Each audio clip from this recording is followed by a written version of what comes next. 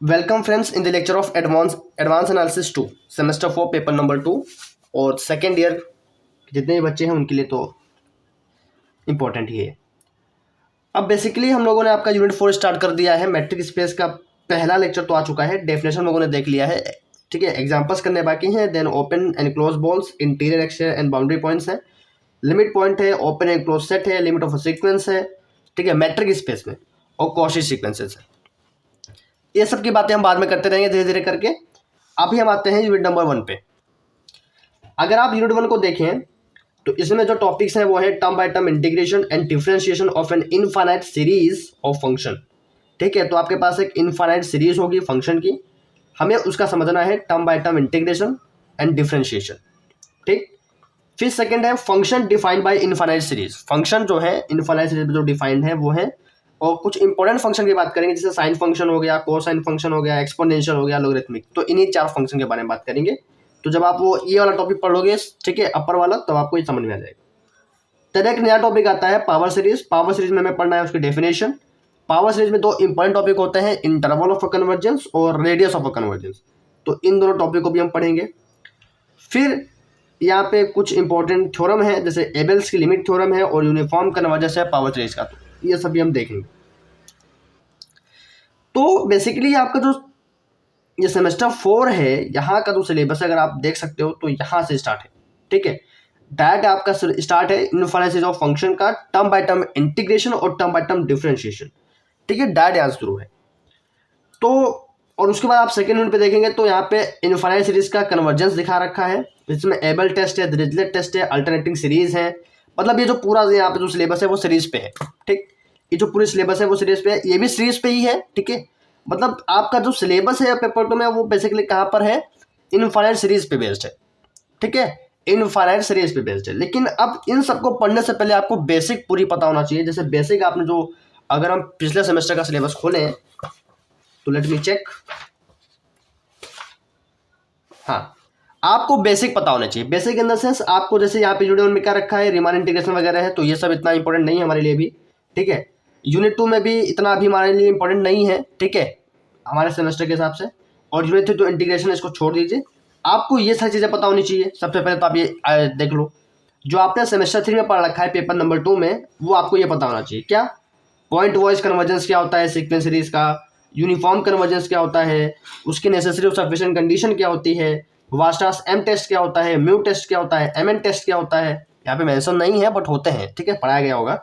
Dirichlet test क्या होता है, एबेल टेस्ट क्या होता है, ये सारी चीज़ें आपको पता होना चाहिए, ठीक। ऊपर से पता होना चाहिए कि मतलब ये जो टेस्ट वगैरह कह रहे हैं यूनिफॉर्म कन्वर्जेंस का, वो क्या कहते हैं, कैसे कहते हैं, क्या क्या गिवन होगा इनके टेस्ट के दौरान, ठीक है। ये एक तो ये आपको पता होना चाहिए, और खास करके यही आपका इंपॉर्टेंट है अभी के लिए। अगर आपको ये सेमेस्टर का एनालिसिस पढ़ना है तो ये तो बहुत इंपॉर्टेंट है। अगर इतनी चीज़ें भी आपको अच्छे से पता है तो आप जो इस सेमेस्टर का एनालिसिस है वो आप आसान से कर लो, ठीक। लेकिन इसके अलावा भी कुछ बेसिक चीज़ें हैं, जैसे जैसे मैं भी आपको दिखाता हूँ। इसके अलावा जो बेसिक चीज़ें हैं,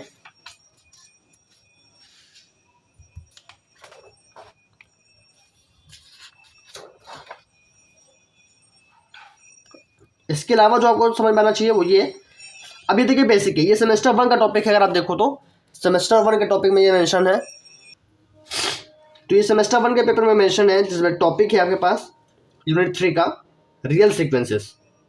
तो ये बहुत ही बेसिक है, मतलब जो अभी आप एनालिसिस पढ़ोगे वहाँ पे इन सब का इतना रोल नहीं है, बट ये सब चीज़ें आपको पता होनी चाहिए कि कन्वर्जेंस सीक्वेंस क्या होती है, डाइवर्जेंस सीक्वेंस क्या होती है, ठीक है। मोनोटोनिक बाउंडेड कॉची सीक्वेंस किसे कहते थे, किसे कहते हैं, कॉची क्राइटेरिया क्या होता है, ठीक है, ये बहुत इंपॉर्टेंट है, Cauchy criteria of a convergence of a sequence.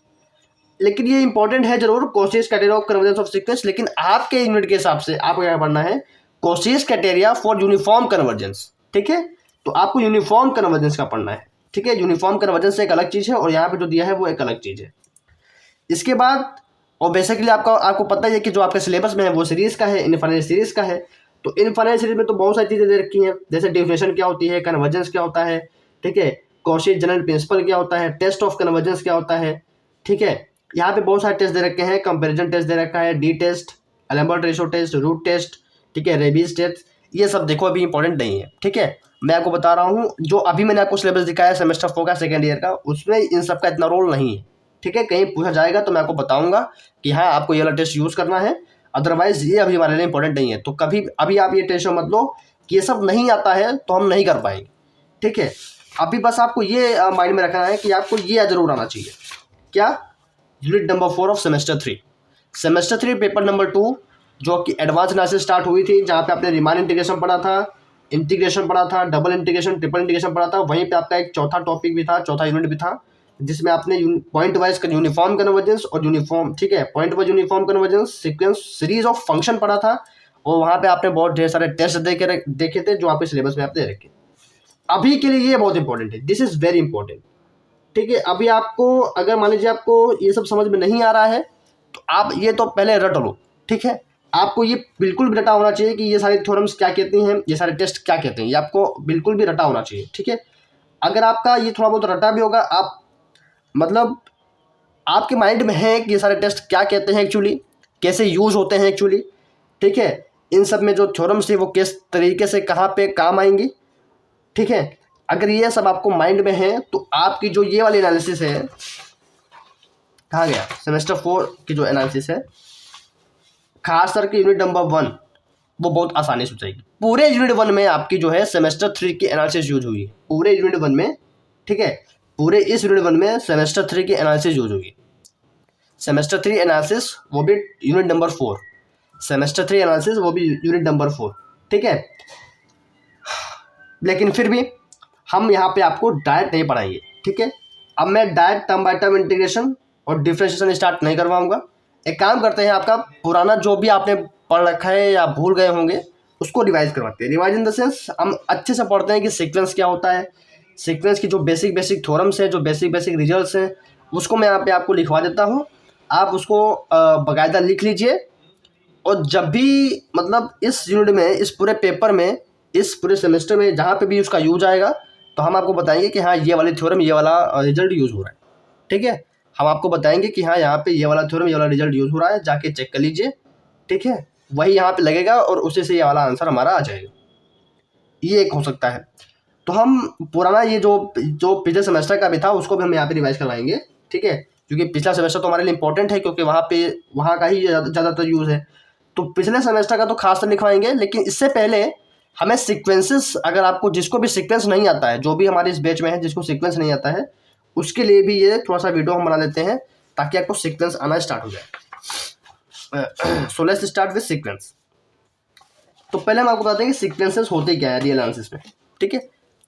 अक्सर रियल एनालिसिस जो स्टार्ट होती है वो सेट थ्योरी वगैरह से स्टार्ट होती है, बट जो पूरे रियल एनालिसिस का कोर है वो है आपका सीक्वेंसेस एंड सीरीज। पूरे रियल एनालिसिस का जो कोर टॉपिक है वो है सीक्वेंस सीरीज। तो सीक्वेंसेस बच्चों को नहीं पता होता है, तो सीक्वेंसेस होता क्या है आओ देखते हैं, ठीक है। तो बेसिक्स ऑफ अ सीक्वेंस, आज हम लोग डिस्कस करेंगे basics of sequence.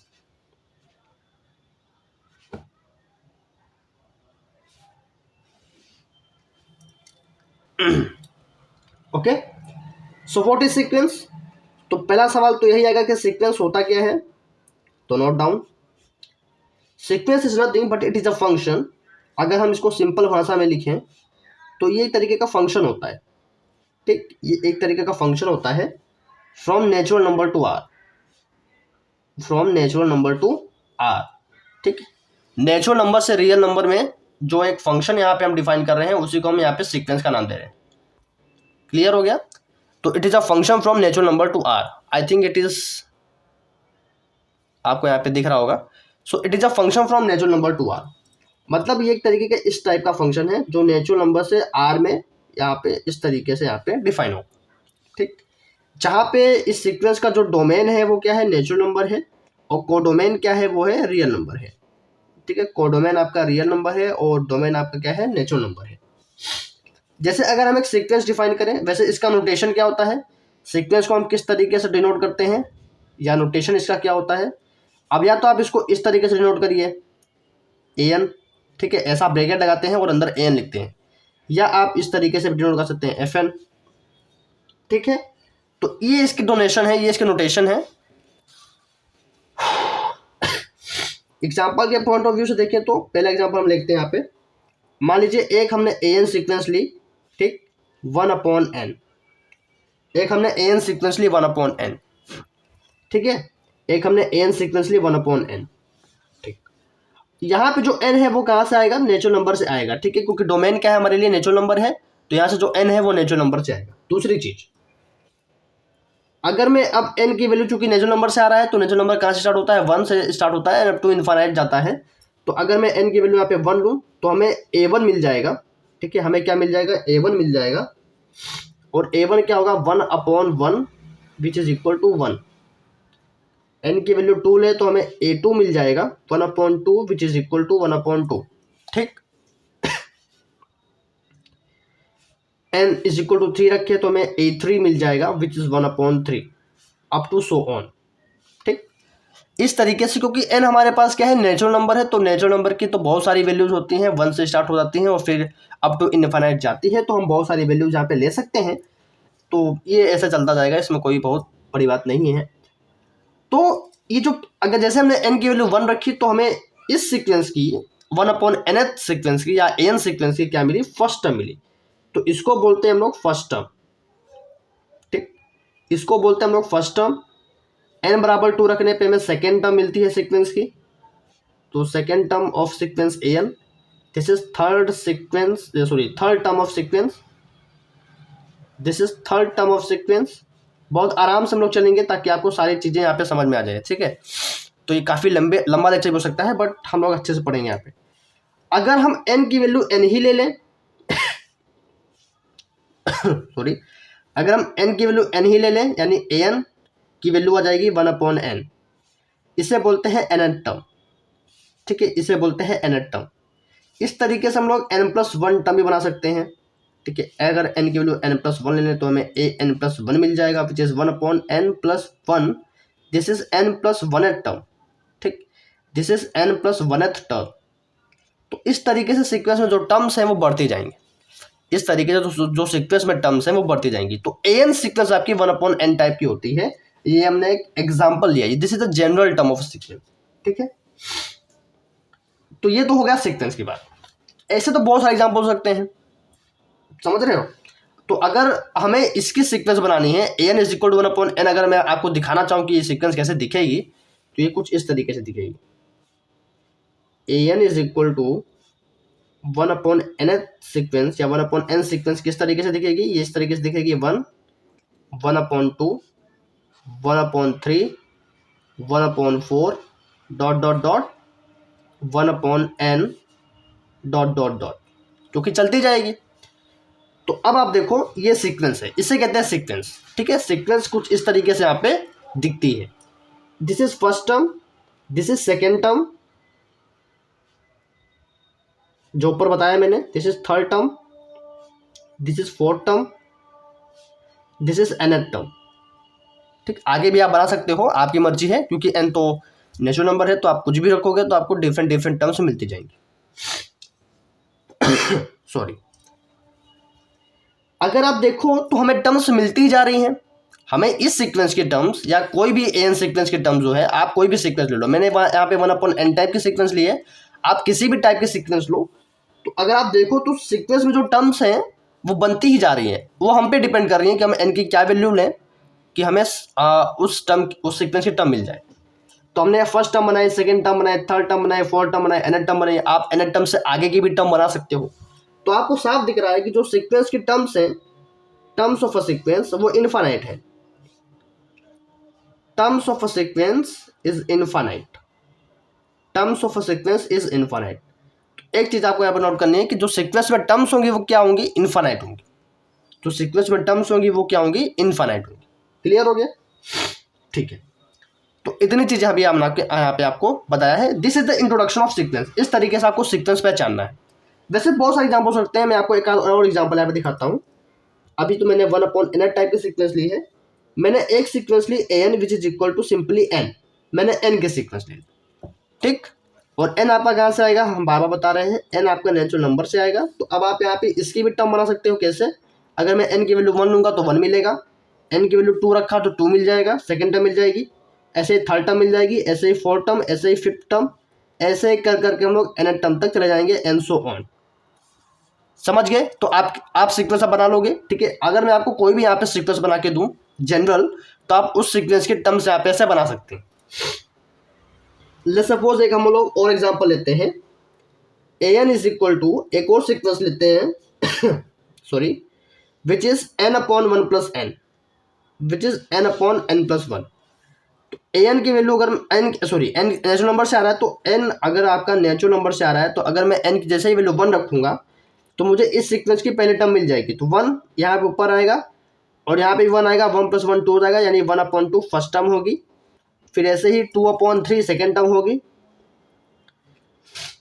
3 upon 4 third term होगी, 4 अपॉन 5 फोर्थ टर्म होगी, एंड सो ऑन। और यहाँ पे आपकी कहीं n टर्म आएगी जो n upon 1 plus n type की होगी, एंड सो ऑन। तो इस तरीके से आप सीक्वेंसेस बना सकते हैं, इस तरीके से आप सीक्वेंसेस बना सकते हैं। ये बहुत हार्ड नहीं है, ठीक है। सीक्वेंस जो टॉपिक है बहुत आसान है, बहुत हार्ड नहीं है, बस आपको सीक्वेंस बनाना पहचानना आना चाहिए। अब आगे बात करते हैं, आगे बढ़ते हैं और आगे कुछ और चीज़ों को समझते हैं, क्योंकि सीक्वेंस तो अब हमने यहाँ पे देख लिया कि किस तरीके से हो सकती है और किस तरीके से हम सीक्वेंसेस को बना सकते हैं। कुछ इंपॉर्टेंट टाइप्स ऑफ सीक्वेंसेस होती हैं जो हमारे सिलेबस में यहाँ पे पहले ही यूज रखी हैं, जिससे आप लोग ऑलरेडी परिचित हो चुके हैं। और पिछले सेमेस्टर्स में, फर्स्ट ईयर में, सेकेंड ईयर में, सेकेंड ईयर के पिछले वाले सेमेस्टर में और फर्स्ट ईयर में तो आप लोगों ने बहुत डिटेल में इसको पढ़ रखा है। एक आपको सीक्वेंसेस देखने को मिल सकती है, जैसे मान लीजिए constant sequence. Constant sequence, what is constant sequence? Constant sequence आपको कुछ इस टाइप की होगी, जैसे मान लीजिए जो आपका an है वो अगर कांस्टेंट हो जाए, an अगर कोई एक कांस्टेंट नंबर हो जाए, तो जो सीक्वेंस an बनेगी वो क्या होगी? कांस्टेंट सीक्वेंस होगी। जो सीक्वेंस an बनेगी वो क्या होगी? कांस्टेंट सीक्वेंस बनेगी। एग्जांपल से मैं भी आपको दिखाऊंगा तो ज़्यादा क्लियर होगा। अभी बस आपको ये सब पता होना चाहिए कि जो अभी मैं बता रहा हूँ, जो इस लेक्चर में हम आपको बताएंगे, बस वो आपके माइंड में रहना चाहिए, इनफ है, ठीक है। और वो बस आप यहाँ पे रख लो, दैट इज योर बेसिक, ठीक है, दैट इज योर बेसिक, वही आपका सीक्वेंस और सीरीज के लिए बेसिक। तो अभी सीक्वेंस चल रहा है, सीरीज हम लोग बाद में करेंगे। अभी आज का जो लेक्चर है वो सिर्फ सीक्वेंस पे है, ताकि आप जो भी सीक्वेंस का कुछ भूल गए हो तो सीक्वेंस में भी आप पढ़ लो। कांस्टेंट सीक्वेंस का अगर एग्जांपल हम लोग देखें, तो एग्जांपल अगर आप देखो तो कुछ इस टाइप का अगर हम लें, एयर हम लोगों ने लेट किया, ले सपोज 1, ठीक। तो इसकी जो सीक्वेंस है, यहाँ पे एक कांस्टेंट टर्म आ चुका है, ठीक है, this is a constant term 1। ये सीक्वेंस सिर्फ 1 1 1 1 इस टाइप की दिखेगी, मतलब हर जगह यहाँ पे हर एक टर्म 1 हो जाएगा, ठीक है। तो ये पूरी एक कांस्टेंट सीक्वेंस है, ठीक है। ये एक पूरी कांस्टेंट सीक्वेंस है, क्योंकि आपको एक पूरा एक कांस्टेंट नंबर दिख रहा है, दैट इज 1। हर एक टर्म यहाँ पे कांस्टेंट है और 1 है। ऐसा ही बहुत सारे यहाँ पे आप एग्जांपल ले सकते हो, जैसे मैंने an का एग्जांपल ले लिया, ले सपोज -1, तो -1 के टर्म्स आ जाएंगे, एंड सो ऑन। कुछ और इंपॉर्टेंट सीक्वेंसेस के नाम आपने सुने होंगे, जैसे एक होता है बाउंडेड सीक्वेंस। तो व्हाट इज बाउंडेड सीक्वेंस? अच्छा देखो, बाउंडेड सीक्वेंस भी दो टाइप के होते हैं, बाउंडेड सीक्वेंस भी दो टाइप के होते हैं। तो पहले मैं इसके टाइप्स लिख देता हूँ। इसके भी टाइप्स होते हैं, इसके भी क्या होते हैं? टाइप्स होते हैं। एक होता है बाउंडेड एबव, एक होता है बाउंडेड एबव, एक होता है बाउंडेड बिलो। एक होता है बाउंडेड एबव, एक होता है बाउंडेड बिलो, ठीक। तो ये तो बाउंडेड सीक्वेंस हो गए, और बाउंडेड सीक्वेंस के भी फर्दर दो टाइप्स हैं, bounded above, bounded below. Now what is bounded sequence? Actually मैंने तो आप ये बताया कि व्हाट इज बाउंडेड सीक्वेंस। तो अभी आप, मैं एक सिंपल से यहाँ पे डेफिनेशन लिख रहा हूँ, उसी से आप समझो कि what is bounded sequence. A sequence an is said to be bounded। अगर ये सब आपको पता है तो लिखने जरूरत बिल्कुल भी नहीं है, बस लेक्चर देख लीजिए, आपका रिवाइज हो जाएगा। जिसको नहीं पता है भाई 1 2 3 पेज उठाए कॉपी के और उस पर लिख ले और बार बार रिवाइज करता रहे। If it is bounded above और बाउंडेड बिलो, बाउंडेड अबव और बाउंडेड बिलो, ये हाईलाइटिंग पोर्शन है। ऐसी सीक्वेंस an जिसको हम बोलेंगे बाउंडेड, अगर वो क्या होगी? बाउंडेड अबव होगी और बाउंडेड बिलो होगी। क्लियर हो गया? क्लियर हो गया, मतलब वो आगे से भी बाउंडेड हो, पीछे से भी बाउंडेड हो। अब आगे से हो बाउंडेड, पीछे से हो बाउंडेड का मतलब क्या है? उसको भी समझ लीजिए। तो बाउंडेड एबव का मतलब होता है, बाउंडेड एबव का मतलब होता है, एक्चुअली मैं सोच रहा था कि इस पर काफ़ी टाइम ना दिया जाए, बट चलिए वीडियो बन रही है तो लगे हाथ आप सीख भी लें तो ज़्यादा अच्छा होगा। बाउंडेड एबव का मतलब होता है कि a sequence n is bounded above, ठीक, हम शॉर्ट फॉर्म में लिख रहे हैं अ सीक्वेंस एन। अब देखिए सीक्वेंस एन का एक सिंबल यहाँ पे मैंने आपको ऐसा भी दिखाया है, ठीक, ऐसा है, यहाँ पे एक ब्रैकेट होगा, उस पर सीक्वेंस, हम सीक्वेंस के टर्म्स लिखेंगे। और एक टर्म्स आप ऐसा भी लिख सकते हो, ठीक है, ये वाला सिंबल भी यूज कर सकते हैं, तो कोई भी सिंबल यूज कर लेते हैं, हम पुराना वाला सिंबल यूज कर लेते हैं, ये वाला। A sequence n is said to be bounded above, is said to be bounded above if, कब किसी सीक्वेंस को बोलेंगे bounded above? If there exist a real number, if there exist a real number, let's suppose B, कोई एक real number be exist करेगा, such that sequence की हर एक term less और इक्वल टू बी होगी, ठीक, फॉर एवरी एन। और ये जो रियल नंबर बी है इसी को बोलते हैं अपर बाउंड, ठीक, इसी को बोलते हैं हम लोग अपर बाउंड। तो लगे हाथ आप लोगों को मैंने ये भी बता दिया कि अपर बाउंड होता क्या है, वैसे आप लोग पढ़ चुके हैं, बट लगे हाथ आप ये भी समझिए हैं कि अपर बाउंड होता क्या है, ठीक। मतलब कोई आगे एक ऐसा नंबर आएगा, ठीक है, आगे कोई एक ऐसा नंबर आएगा, ठीक है, और उस नंबर से सीक्वेंस की हर एक टर्म क्या होगी? छोटी होगी, ठीक है, दैट नंबर से हर एक टर्म्स क्या होगी? उस सीक्वेंस की छोटी होंगी, ठीक है, तो इसको बोलेंगे अपर बाउंड। और बाउंडेड बिलो का मतलब है कि पीछे कोई एक रियल नंबर एग्जिस्ट करेगा, ठीक है, जिससे हर एक टर्म आपकी क्या होगी? सीक्वेंस की बड़ी होगी, बाउंडेड बिलो। तो डेफिनेशन वैसे लिख सकते हैं आप, कैसे? Sequence n is said to be bounded below, sequence n is said to be bounded below, is said to be bounded below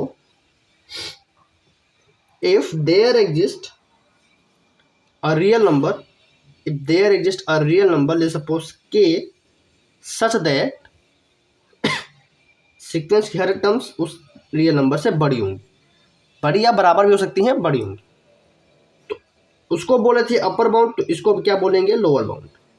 so this is lower bound, ठीक। तो अगर कोई सीक्वेंस बाउंडेड अबव है और कोई सीक्वेंस बाउंडेड बिलो भी है, मतलब एक साथ बाउंडेड अबव है, एक साथ बाउंडेड बिलो है, तब उस सीक्वेंस को हम बोलेंगे बाउंडेड। यानी ये जो सीक्वेंस एन है वो इस बी और इस के, मतलब सीक्वेंस के हर एक टर्म्स इस बी और के बीच में लाई कर रहे हैं, ठीक है। यहाँ पे आपकी सीक्वेंस एन है और सीक्वेंस एन के टर्म्स है, तो इस सीक्वेंस एन को बोलेंगे कि ये बाउंडेड है बिटवीन के एंड बी, ये बाउंडेड है बिटवीन के एंड बी। जैसे लेट्स सपोज अपना बेसिक एग्जांपल लेते हैं जो आपने स्टार्टिंग में भी लिया था, हमने एन सीक्वेंस लिया 1/n, हमने एन सीक्वेंस लिया 1/n। अगर आप इस सीक्वेंस की बात करें तो ये 1 है, ये 1/2 है, ये 1/3 है, और ऐसे ही चलता जा रहा है, ठीक। ये 1 है, फिर 1/2 मतलब इसका आधा है, फिर ये इससे और कम, ये इससे और कम, ये 1 से स्टार्ट हुआ है बट ये टेंड कर रहा है 0 की तरफ, ठीक। जब आप इसकी लिमिट निकालोगे तो क्या आएगा? 1/∞ 0 आ जाता है, बताएंगे लिमिट वगैरह क्या होती है, बट ये 0 की तरफ टेंड कर रहा है, मतलब इसका अपर बाउंड क्या है? 1 है, जो इसका अपर बाउंड है, ठीक है, जो इसका अपर बाउंड है, जो इसका अपर बाउंड है वो क्या है? 1 है, और जो इसका लोअर बाउंड है वो क्या है? 0 है। अपर बाउंड 1 है, लोअर बाउंड 0, क्योंकि 0 की तरफ टेंड कर रहा है, तो एक मतलब जब आप इसके इनफाइनाइट टर्म्स लोगे, इनफाइनाइट टर्म की बात करोगे, तो आखिरी तक में ये 0 तरफ टेंड करेगा, 0 की ओर जाएगा, और जब ये 0 की ओर जाएगा तो 0 इसका लोअर बाउंड होगा, 1 इसका अपर बाउंड होगा, और ये की पूरी जो सीक्वेंस 1/n है वो 1 और 0 पे क्या होंगी? बाउंडेड होंगी। तो 1/n सीक्वेंस जो है, या an जो 1/n है, ये जो सीक्वेंस है वो क्या है? आपकी बाउंडेड सीक्वेंस। ये जो सीक्वेंस है वो क्या है? आपकी बाउंडेड सीक्वेंस। सिमिलरली अगर आप an सीक्वेंस माइनस का 1/n लोगे तो ये भी आपकी क्या होगी? बाउंडेड होगी। जब माइनस का 1/n लोगे तो ये भी आपकी 2 नंबर के बीच में बाउंडेड होगी। मतलब हम सीक्वेंस को तब बोलेंगे बाउंडेड जब वो किन्हीं दो नंबर्स के बीच में, जब वो किन्हीं दो रियल नंबर के बीच में क्या होंगी, बाउंडेड होंगी। क्लियर हो गया? सिंपल सा यहाँ पे कॉन्सेप्ट है, इसमें कोई बहुत बड़ी बात नहीं है। आगे बात करते हैं,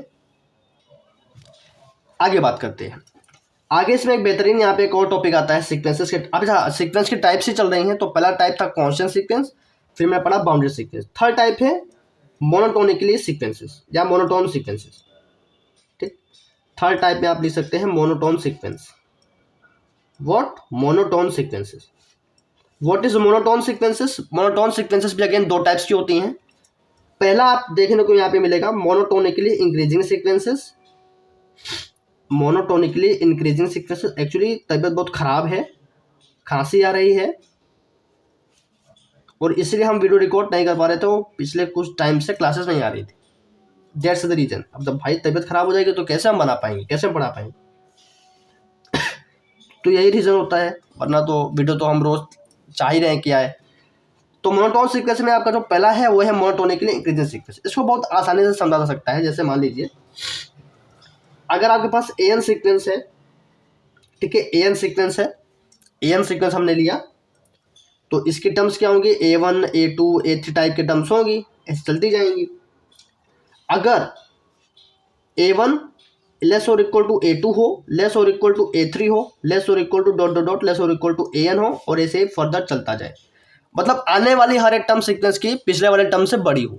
ठीक है, आने वाली हर एक टर्म सीक्वेंसेस की, जैसे ये आने वाले टर्म से ये पिछले वाले टर्म से बड़ी हो, तो दिख भी रहा है बड़ी है, तो इसको बोलेंगे हम लोग बढ़िया बराबर हो। जैसे ठीक है, बढ़िया बराबर हो, तो यानी इसको अगर हम ऐसे लिख सकते हैं AN इज लेस और equal to AN+1। AN is less और इक्वल टू AN+1। ये ठीक है, अगर AN की जगह आप 1 रखोगे तो A1 आएगा और यहाँ पे A2 आएगा। मतलब जो सेकेंड टर्म है वो बढ़िया बराबर होगी A1 से। तो जहाँ पे आपको ऐसा कुछ मिलेगा तब इसको हम लोग बोलेंगे मोनोटोनिकली इंक्रीजिंग सीक्वेंस। क्या बोलेंगे हम लोग? Monotonically increasing sequences.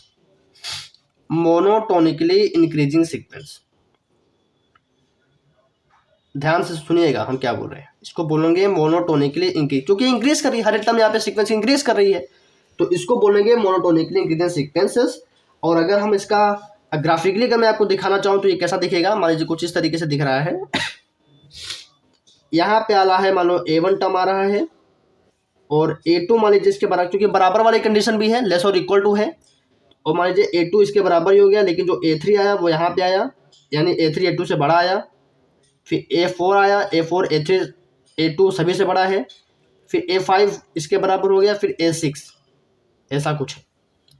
ये देखिए अगर आप सीक्वेंस को ध्यान से देखो ग्राफिकली तो ये सीक्वेंस इंक्रीज ही तो कर रही है। यहाँ पे माना कि कांस्टेंट हुआ, लेकिन फिर आप इंक्रीज किया, फिर कांस्टेंट हुआ, फिर इंक्रीज हुआ। तो अगर आप देखो तो जो सीक्वेंस AN है, ठीक है, जो सीक्वेंस AN है वो इंक्रीज कर रही है। ठीक है, in a given interval of time, in given period of time sequence increasing कर रही है, सीक्वेंस इंक्रीज कर रही है, तो इसको बोलते हैं मोनोटोनिकली इंक्रीजिंग सीक्वेंस। हर एक मतलब कुछ पॉइंट्स पे अगर ये सीक्वेंसेस के टर्म्स बराबर आ रहे हैं, जैसे A1 A2 बराबर आ रहे हैं, A4 A5 बराबर आ रहे हैं, तो इससे कोई मैटर नहीं करता है। ठीक है, आपको देखना है कि जो आने वाले टर्म है सीक्वेंसेस की वो पिछले वाले टर्म से बड़ी है कि नहीं। बड़ी है तो क्या होंगी, मोनोटोनिकली इंक्रीजिंग सीक्वेंस होगी। बड़ी और बराबर आपको दोनों चेक करना है। ठीक है, दोनों साइन चेक करने हैं, बड़ी और बराबर का, ग्रेटर और इक्वल टू का। अगर सिर्फ बड़ी है, हाँ एक और खास बात, अगर सिर्फ बड़ी ही है, ठीक, मान लीजिए बराबर नहीं है, AN सीक्वेंस की आने वाली हर एक टर्म AN+1, ठीक है, आगे वाले टर्म है AN+1 और पीछे वाला टर्म क्या है AN, तो आने वाले टर्म अगर सीक्वेंस के पिछले वाले टर्म से बड़ी है, सिर्फ बड़ी है, इक्वलिटी का साइन नहीं है, तो इसको बोलेंगे स्ट्रिक्टली इंक्रीजिंग सीक्वेंस। इसको मोनोटोनिकली नहीं बोलेंगे, इसको बोलेंगे स्ट्रिक्टली इंक्रीजिंग सीक्वेंस। मोनोटोनिकली बस वहीं पे आएगा जहाँ पे इक्वलिटी का भी साइन आएगा। स्ट्रिक्टली इंक्रीजिंग सीक्वेंस, इसको बोलेंगे सिर्फ स्ट्रिक्टली इंक्रीजिंग सीक्वेंस। क्लियर हो गया? और स्ट्रिक्टली इंक्रीजिंग मतलब ये सिर्फ इंक्रीज करेगा, कहीं पे बराबर नहीं होगा, सिर्फ ये इंक्रीज करता जाएगा। चलिए, तो ये तो बात हो गई मोनोटोनिकली इंक्रीजिंग की। मोनोटोन सीक्वेंस में सेकंड पार्ट क्या होता है, ये तो इंक्रीजिंग सीक्वेंस था, सेकंड पार्ट होता है मोनोटोनिकली डिक्रीजिंग। अब ये डिक्रीज करेगा, साथ दिख रहा है, तो डिक्रीज कब करेगा बताओ? मोनोटोनिकली है ना, मोनोटोनिकली डिक्रीजिंग सीक्वेंसेस। तो मोनोटोनिकली डिक्रीजिंग सीक्वेंस की अगर हम बात करें तो ये कब डिक्रीज करेगा, कैसे डिक्रीज करेगा, लेट्स चेक इट आउट। इसमें कंडीशन बदल जाएगी, रिवर्स हो जाएगी। यहाँ पे an इज लेस और इक्वल टू am प्लस 1 था, अब an क्या होगा, ग्रेटर और इक्वल टू an प्लस 1 होगा। अगर an सीक्वेंस है और उसकी हर एक टर्म, ठीक है, पीछे वाली टर्म ही बड़ी हो जाए, पीछे वाली टर्म आपकी बड़ी हो जाए आने वाले टर्म से और बराबर हो जाए, तो इसको बोलेंगे monotonically monotonically decreasing sequence. Sorry, this is monotonically decreasing sequence, monotonically decreasing sequence, monotonically decreasing sequence. और अगर स्ट्रेटली ग्रेटर है तो अगर पहले मतलब जो पहले आ रही टर्म्स हैं वो आने वाले टर्म्स बाद में आने वाले टर्म्स से स्ट्रेटली ग्रेटर देन है, तब बोलेंगे स्ट्रिक्टली डिक्रीजिंग, तब बोलेंगे strictly decreasing, strictly decreasing sequence. I hope it is now clear. अगर आप इसका भी ग्राफ मतलब ये तो डिक्रीज कर रहा है, स्ट्रिक्टली डिक्रीज कर रहा है, तो ये कुछ इस तरीके से स्ट्रिक्टली डिक्रीज करेगा, कहीं बराबर बराबर भी नहीं होगा। और यहाँ पे अगर आपको यहाँ पे दिखाना है मोनोटोनिकली क्या दिखाना है, तो मोनोटोनिकली आपको कुछ मान लीजिए a1 आपका a2 के बराबर हो गया, this is a1 term, this is a2 terms, फिर a3 आपका मतलब a3 आपका a2 से छोटा है, फिर a4 है, a4 a3 a2 सभी से छोटा है, फिर मान लीजिए यहाँ पे a5 a4 के बराबर। मतलब ये सिर्फ या तो कहीं पे कांस्टेंट बना रहेगा या फिर डिक्रीज करेगा, कहीं इंक्रीज नहीं करना चाहिए, क्योंकि डिक्रीजिंग सीक्वेंस है तो कहीं पे इंक्रीज नहीं करना चाहिए, फर्दर इंक्रीज मतलब ये कॉन्टिन्यूसली डिक्रीज ही करना चाहिए। जैसे यहाँ पे कॉन्टिन्यूसली इंक्रीज कर रहा था, कहीं पे डिक्रीज नहीं किया, कांस्टेंट बनेगा, उसमें कोई दिक्कत नहीं है। और इसीलिए हम कांस्टेंट जो सीक्वेंस अभी पढ़ के आए हैं, कांस्टेंट सीक्वेंस को हम बोलते हैं क्या बोलते हैं, कांस्टेंट सीक्वेंस को भी हम मोनोटोनिकली सीक्वेंस बोलते हैं, कांस्टेंट सीक्वेंस को भी हम मोनोटोन सीक्वेंस बोलते हैं, क्योंकि वो क्या हो सकता है, कांस्टेंट सीक्वेंस आपका मोनोटोनिकली इंक्रीजिंग में भी आ सकता है, मोनोटोनिकली डिक्रीजिंग में भी आ सकता है, आप उसको किसी भी कैटेगरी में डाल सकते हो। ठीक है, क्लियर हो गया इतनी सारी चीजें बातें। तो ये तो कहानी थी कि कुछ इंपॉर्टेंट सीक्वेंसेस और सीक्वेंसेस का इंट्रोडक्शन। ये वो सीक्वेंसेस हैं जो आपको हर एक पॉइंट पे यूज आती रहेंगे पूरे पूरे रियल एनालिसिस पे, तो इन सभी चीज़ों का आपको पता होना चाहिए। अब इसके अलावा जो और इम्पोर्टेंट है वो है आपका सीक्वेंस को हम कन्वर्जेंट कब बोलेंगे। तो जो अगला टॉपिक आता है वो आता है कन्वर्जेंट ऑफ अ सीक्वेंस। ठीक है, convergent of a sequence, sequence आखिर कन्वर्जेंट कब होगी, कोई भी एन सीक्वेंस आ गई, कोई भी आ गई, ठीक है, आप उसका कन्वर्जेंट कैसे बोलोगे, कन्वर्जेंट कैसे चेक करोगे, कन्वर्जेंट कैसे देखोगे, ये सब सवाल आते हैं एग्जाम में। तो कन्वर्जेंट से पहले मैं आपको एक और इम्पोर्टेंट टॉपिक दिखाना चाहता हूँ या बताना चाहता हूँ, दैट इज योर लिमिट। ठीक, आपको सबसे पहले सीक्वेंस की लिमिट को समझना होगा, सीक्वेंसेस की लिमिट पॉइंट को समझना होगा, तब आप सीक्वेंसेस के कन्वर्जन को समझ सकते हैं। तो सबसे पहले हम लोग समझते हैं लिमिट पॉइंट। ठीक है, लिमिट से भी पहले हम समझते हैं लिमिट पॉइंट। तो what is limit point of a sequence, what is limit point of a sequence. सबसे पहले हम चेक करते हैं कि आखिर सीक्वेंस का लिमिट पॉइंट किसे कहते हैं। लिमिट अलग है, अच्छा एक बात और ध्यान रखिएगा, लिमिट अलग है, लिमिट पॉइंट अलग है, कभी भी मिसमैच मत करिएगा। क्वेश्चन में बोला है लिमिट पॉइंट तो लिमिट पॉइंट निकालेगा, और क्वेश्चन में बोला है लिमिट तो सिर्फ लिमिट निकालेगा। आखिर लिमिट और लिमिट पॉइंट में क्या डिफरेंस है आगे बताएंगे, अभी कुछ ही मिनट में बता दूंगा। पहले हम समझते हैं लिमिट पॉइंट होता क्या है। तो लिमिट पॉइंट की अगर हम डेफिनेशन की बात करें तो इसमें डेफिनेशन इसका आप लिख लो, डेफिनेशन इंपॉर्टेंट है। अगर आपके पास एक एन सीक्वेंस है, let N be a sequence या रियल सीक्वेंस, कि कोडोमेन तो आपका रियल नंबर में ही जा रहा है तो रियल सीक्वेंस होगी। Then a real number L, अगर एक एन रियल सीक्वेंस है देन अ रियल नंबर, ठीक है, then a real number L, then a real number L is said to be a limit point. इसको हम बोलेंगे limit point कब, कब बोलेंगे लिमिट पॉइंट, आइए देखते हैं। Is said to be a limit point, is said to be a limit point, is said to be a limit point of sequence an if every neighborhood, NBD बोल रहे हैं इसको, बोलते हैं NBD को बोलते हैं नेबरहुड। ठीक है, every neighbourhood of L, if every neighbourhood of L, L का हम नेबरहुड लेंगे, कंटेन्स इनफाइनाइट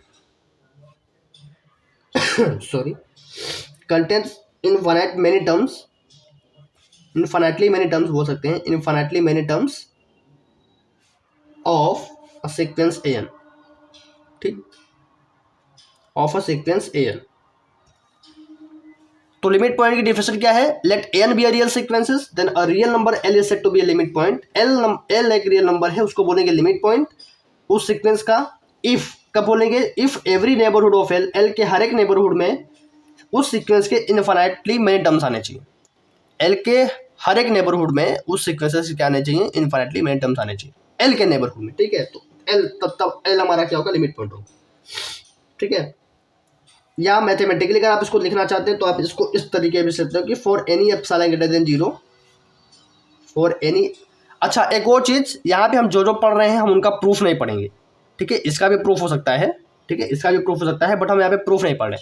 हम आपका बस वो बेसिक रिवाइज करवा रहे हैं जो ये इस पूरे वन शॉट वीडियो में जाएगा, ठीक है। ये 1 घंटा या 1.5 घंटा जितने भी घंटे की वीडियो बनेगी, इसमें हम पूरा बेसिक करेंगे, पूरा बेसिक रिवीजन करेंगे सीक्वेंसेस का।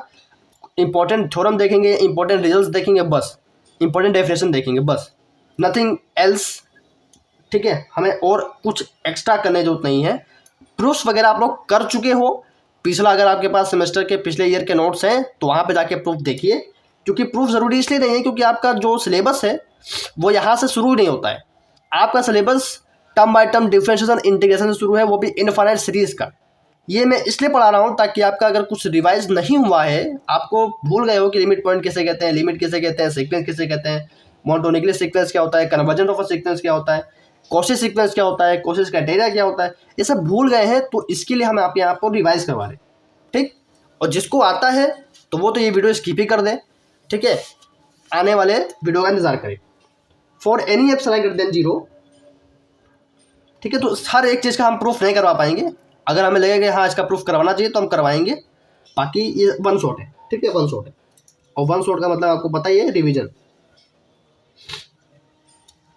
सो for any epsilon greater than 0, an belongs to l minus epsilon plus l plus epsilon,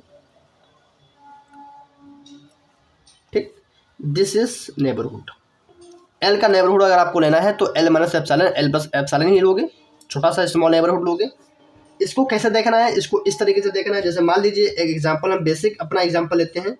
एक ही एग्जांपल से मैं आपको सब कुछ बता दूंगा, आप देखते रह जाएंगे, बस आप देखते ही रह जाएंगे, ठीक। मतलब मैं 1/n सीक्वेंस ही ले रहा हूँ, मैं तो बहुत सारे सीक्वेंस ले सकता हूँ, बट जनरली मैं 1/n से सब कुछ आपको बताना चाहता हूँ, क्योंकि 1/n जो सीक्वेंस है इससे बहुत कुछ पता चल सकता है, क्योंकि ये सीक्वेंस बहुत कुछ है। ये सीक्वेंस अपने आप में बहुत कुछ है, ये सीक्वेंस कन्वर्जेंट है, ये सीक्वेंस कॉसी है, ये सीक्वेंस बाउंडेड है, बहुत कुछ है, इसलिए ये सीक्वेंस हर एक जगह काम आएगी, ठीक है। एन सीक्वेंस की टर्म्स कैसी होती हैं? 1, 1/2, 1/3, 1/4 और इस तरीके से बढ़ेंगी। और इसका भी मैंने बताया है कि इसका अपर बाउंड, ये इसका अपर बाउंड है, तो ये सीक्वेंस का, ये सीक्वेंस बाउंडेड भी है। चलो डिवाइड भी करवा देते हैं। ये सीक्वेंस आपकी बाउंडेड भी है क्योंकि इसका अपर बाउंड 1 है और इसका लोअर बाउंड 0 है, ठीक है। इसका इन्फिमम, इसको बोलते हैं इन्फिमम, इसका लोअर बाउंड 0 है। चलो दिख नहीं रहा है इस सेट में, लेकिन इसका लोअर बाउंड क्या है? 0 है। और अगर आप इसका लिमिट निकालोगे तो आपको पता ही होगा कि अगर limit n tending to infinity निकालें an सीक्वेंस की, यानी limit n tending to infinity 1/n की देखें तो 1/∞ क्या हो जाएगा? 1/∞ तो 0 होता है, तो इसकी जो लिमिट आएगी वो 0 आएगी, ठीक है। थोड़ा थोड़ा मैं आपको आगे का भी बता रहा हूँ कि इसकी लिमिट क्या आएगी, 0 आएगी। खैर हमें अभी समझना है व्हाट इज लिमिट पॉइंट, ठीक है, लिमिट पॉइंट समझना है। तो लिमिट पॉइंट के लिए अगर हम यहाँ पे एक रियल नंबर लाइन बनाए, इसका अपर बाउंड क्या आ रहा है? 1, इसका लोअर बाउंड क्या आ रहा है? 0। मान ली, ठीक है, इसका अपर बाउंड तो 1 आ रहा है, इसका लोअर बाउंड 0 आ रहा है, मतलब ये पूरी सीक्वेंस के जो टर्म्स हैं वो इसी के बीच में आएंगे, ठीक है। सीक्वेंस बाउंडेड है तो सीक्वेंस के हर एक टर्म्स इसके बीच में आने चाहिए। पहले टर्म्स तो यही है, this is A1 term. Second term क्या है? A2, 1/2, मतलब इसका आधा यहाँ पे आया, कहीं पे आएगा। फिर थर्ड टर्म 1/3 है, मान लीजिए यहाँ पे कहीं आएगा। फिर 1/4 है, मान लीजिए यहाँ पे कहीं आएगा। ऐसे 1/5 यहाँ पे कहीं आएगा, ऐसे 1/6 यहाँ पे कहीं, ऐसे चलता जाएगा। लेकिन अगर आप जीरो के अराउंड में देखिए, जीरो के इस साइड तो कोई भी पॉइंट नहीं आ रहा है, ठीक है। जीरो के जो लेफ्ट नेबरहुड है, ठीक है, अगर इसको हम L मान लें, ठीक है, इसको L मान लें अभी, तो इसके नेबरहुड में कोई भी पॉइंट नहीं आ रहा है। लेकिन इसके राइट नेबरहुड में इनफाइनाइटली मेनी टर्म्स आ रहे हैं सीक्वेंस के। ये फर्स्ट टर्म है, ये सेकंड टर्म है, ये थर्ड टर्म, ये फोर्थ, फिफ्थ, 6, 7, 8, 9, 10, मतलब इसके मतलब बहुत ढेर सारे टर्म्स यहाँ पे कहीं आएंगे। इस सीक्वेंस के फाइनाइटली मेनी टर्म्स तो दिख रहे हैं यहाँ पे कि यहाँ देखो दूर दूर है, ये कुछ दूर है, ये कुछ दूर है, ये कुछ दूर है, लेकिन जैसे जैसे आप इस सीक्वेंस को जीरो की तरफ कन्वर्स करवाओगे, जीरो की तरफ टेंड करवाओगे हर एक टर्म्स को, तो जैसे जैसे आप सीक्वेंस के टर्म्स बढ़ाएंगे तो वो जीरो के क्या आएंगे, जीरो के एकदम क्लोज आएंगे, और जीरो के राइट हैंड साइड पे, जीरो के राइट नेबरहुड में बोलते हैं इसको, ठीक है, इसका नेबरहुड है, तो जीरो के राइट नेबरहुड में आपको इस सीक्वेंस के इनफाइनाइटली मेनी टर्म्स मिलेंगे। ठीक है, मेरी बातें आपको समझ में आ रही होंगी। जीरो के राइट नेबरहुड में आपको इनफाइनाइटली मेनी टर्म्स मिल रहे होंगे। तो यही तो बोल रहा है कि a sequence is said to be L is said to be a limit point if every neighbourhood of L ही तो माना है इसको अभी भी। तो जीरो के नेबरहुड में क्या हो रहे हैं, contains infinitely many terms of a sequence, hence zero is a limit point. तो इस सीक्वेंस का जो लिमिट पॉइंट है वो क्या है, इस सीक्वेंस का जो लिमिट पॉइंट है वो क्या है, जीरो है। This is a limit point. और लिमिट पॉइंट सिर्फ एक नहीं होगा, लिमिट पॉइंट एक से ज्यादा भी हो सकता है। ठीक है, इस बात का भी आप ध्यान रखना है, लिमिट पॉइंट आपका एक से ज्यादा भी हो सकता है। ठीक, तो एक से ज्यादा भी हो सकता है। तो प्रॉपर्टीज, इसी पे कुछ प्रॉपर्टीज हैं, उन प्रॉपर्टीज को भी आप लिख लीजिए। तो प्रॉपर्टी नंबर 1 ये कहती है कि if a term of a sequence an, if a term of a sequence an is repeated, अगर सीक्वेंस के टर्म रिपीट करने लगे, is repeated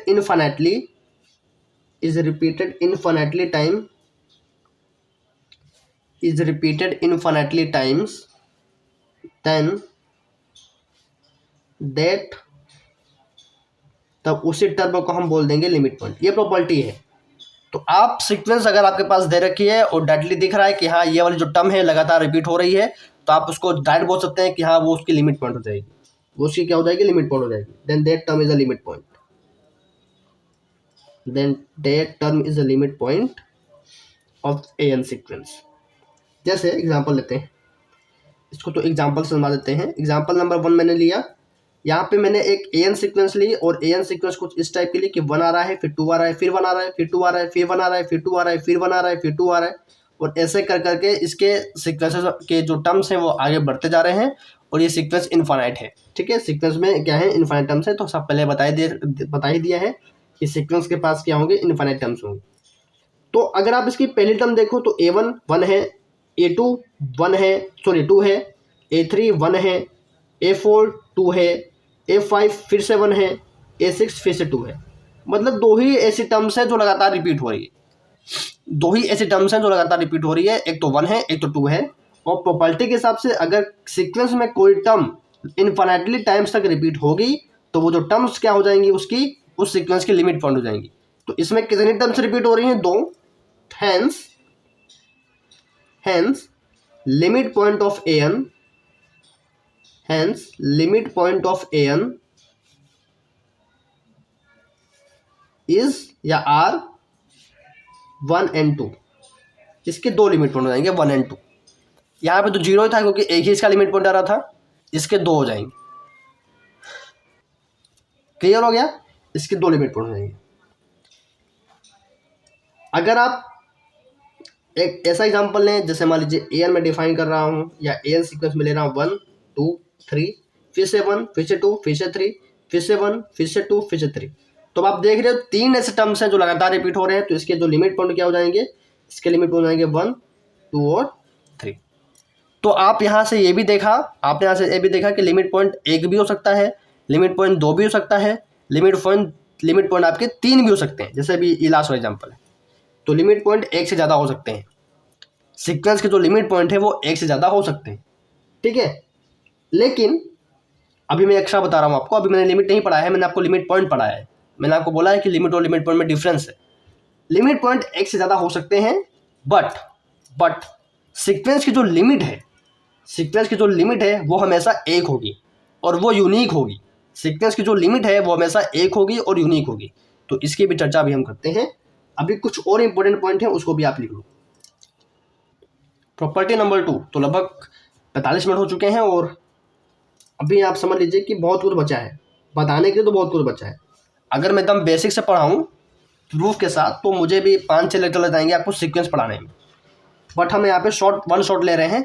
फिर भी आप देखिए कि 45 मिनट लग गया है अभी तक 45 मिनट लग गया है। सो इट्स अ मैटर, इसलिए टॉपिक बहुत बड़ा है क्योंकि रियल एनालिसिस अपने आप में बहुत बड़ा टॉपिक है। सेकेंड पॉइंट ये है या सेकेंड प्रॉपर्टी ये है कि अगर लिमिट पॉइंट सीक्वेंस का है, ठीक है, अगर हम किसी सीक्वेंस का लिमिट पॉइंट देख रहे हैं, limit point of a sequence an, तो हो सकता है वो जो लिमिट पॉइंट है वो उस सीक्वेंस में हो या ना हो, ठीक है। तो मैं नॉट बिलोंग टू सीक्वेंस, मैं नॉट बिलोंग टू सीक्वेंस कहने का मतलब ये है कि अगर कोई सीक्वेंस दे रखी है और उस सीक्वेंस में टर्म्स आएंगे, तो ये भी हो सकता है कि जो लिमिट पॉइंट आ रही है उस सीक्वेंस की वो उस टर्म्स में ना हो। जैसे आपके पास बेसिक एग्जांपल है, जैसे 1/n है, और ये जो 1/n सीक्वेंस है इसमें टर्म्स कैसे है 1, 1/2, 1/3। इसके लिमिट पॉइंट अभी उन्होंने निकाला है 0 आ रहा था, और 0 इस पूरे सीक्वेंस में नहीं है। इसके जो लिमिट पॉइंट है वो क्या आ रहा था, इसकी जो लिमिट पॉइंट था वो 0 आ रहा था, और 0 इस पूरे सीक्वेंस में नहीं है। तो ऐसा हो सकता है कि लिमिट पॉइंट क्या हो, इससे अच्छा इस सीक्वेंस की जो लिमिट है वो भी 0 है, ठीक है। तो इस बात का भी ध्यान रखिएगा। अभी हम बताएंगे आगे क्या हो सकता है कि जो लिमिट पॉइंट हो वो लिमिट बराबर हो, ऐसा भी हो सकता है, बट हाँ ऐसा होता है। आगे बताएंगे जब आपको मैं लिमिट पढ़ाऊंगा तो लिमिट की क्या इंपॉर्टेंट प्रॉपर्टीज हैं तो हम वहाँ पे कनेक्ट करेंगे। अभी के लिए आप ये समझिए कि लिमिट पॉइंट हो सकता है कि उस सीक्वेंस में हो या ना हो। जैसे 0 इस सीक्वेंस में नहीं है बट इसका लिमिट पॉइंट है। ऐसे ही आप एक और एग्जांपल लेते हैं, बाबा मैं 1/n ही ले रहा हूँ, मान लीजिए एक और एग्जांपल लेते हैं 1 + 1/n। अगर आप इसका टर्म बनाओगे तो पहला टर्म क्या आएगा 2 आएगा, इसका सेकेंड टर्म बनाओगे तो क्या आएगा 1 + 1/2 आएगा, थर्ड टर्म बनाओगे तो 1 + 1/3 आएगा। इस तरीके से टर्म बनेगा। अब इस सीक्वेंस का जो लिमिट पॉइंट है वो क्या है 1 है। अब आप बोलेंगे कैसे निकाला, अरे देखो अगर मैं इसकी लिमिट निकालूं, ठीक है, इसकी लिमिट निकालूं तो 1 + 1/n की लिमिट क्या आएगी 1/n, यानी 1/∞ टेंडिंग टू 0, 1 + 0 क्या आ जाएगी 1, तो 1 इसका लिमिट पॉइंट है। लेकिन इस पूरे सीक्वेंस के टर्म्स में 1 नहीं है। तो ऐसा हो सकता है कि लिमिट पॉइंट जो आए वो सीक्वेंस में हो या ना हो, तो ये भी मैंने बता दिया। सॉरी। और तीसरी इंपॉर्टेंट प्रॉपर्टी ये है कि एवरी बाउंडेड सीक्वेंस, ठीक, सभी बाउंडेड सीक्वेंस जिनका अपर बाउंड और लोअर बाउंड होगा वही सीक्वेंस बाउंडेड होंगी। हर एक बाउंडेड सीक्वेंस क्या होंगी, उनके पास एटलीस्ट 1 लिमिट पॉइंट होना ही चाहिए। जितने भी बाउंडेड सीक्वेंस हैं इस पूरे रियल एनालिसिस में, इस पूरे चैप्टर में, इस पूरे यूनिवर्स में जितने भी बाउंडेड सीक्वेंसेस हैं उनके पास एटलीस्ट क्या होना चाहिए, 1 लिमिट पॉइंट तो होना ही चाहिए। एटलीस्ट 1 लिमिट पॉइंट हमेशा होना चाहिए, ठीक। तो ये कुछ इंपॉर्टेंट टॉपिक्स थे, लिमिट पॉइंट को लेके इंपॉर्टेंट प्रॉपर्टीज थी, ठीक है।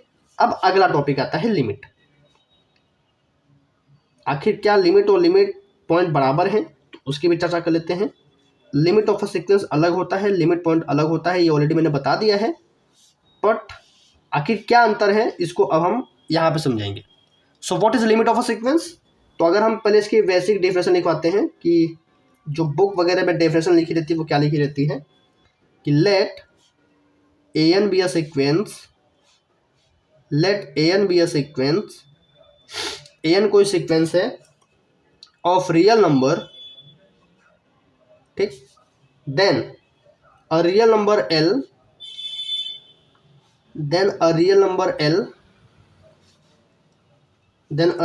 L is said to be limit, इसको बोलेंगे limit, is said to be a limit of a sequence an,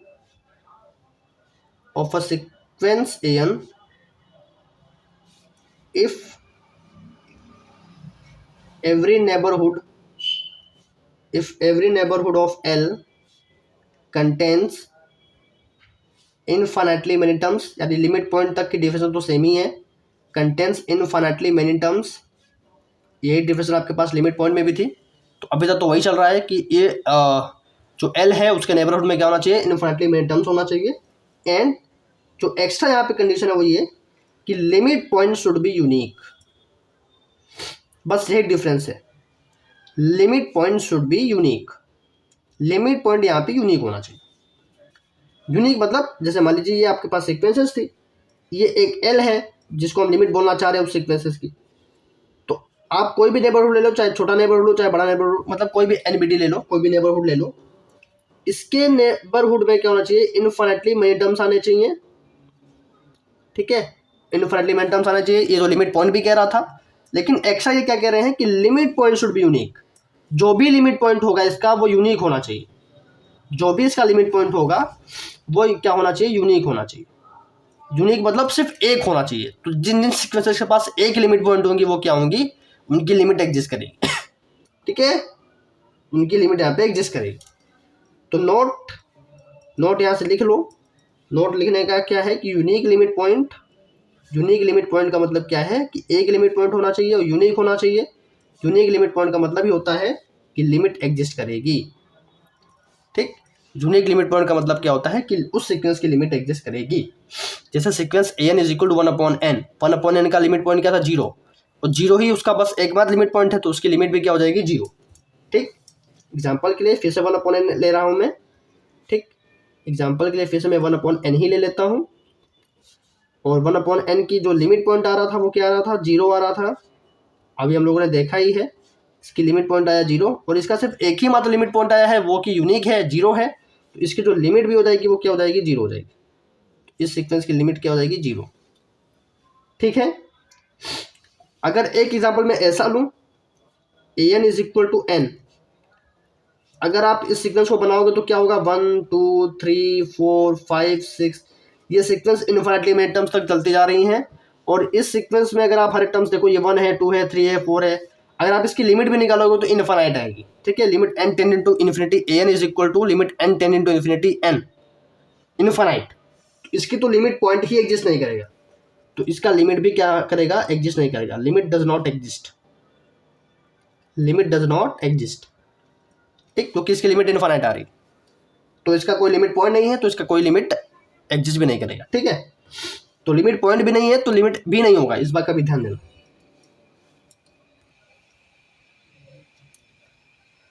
तो एक और चीज नोट लिखो कि लिमिट का मतलब ये है कि अगर उस सीक्वेंस के पास लिमिट एग्जिस्ट कर रही है, ठीक, उस सीक्वेंस की लिमिट एग्जिस्ट कर रही है, इसका इंप्लाइज ये है कि लिमिट पॉइंट उस सीक्वेंस के पास होगा।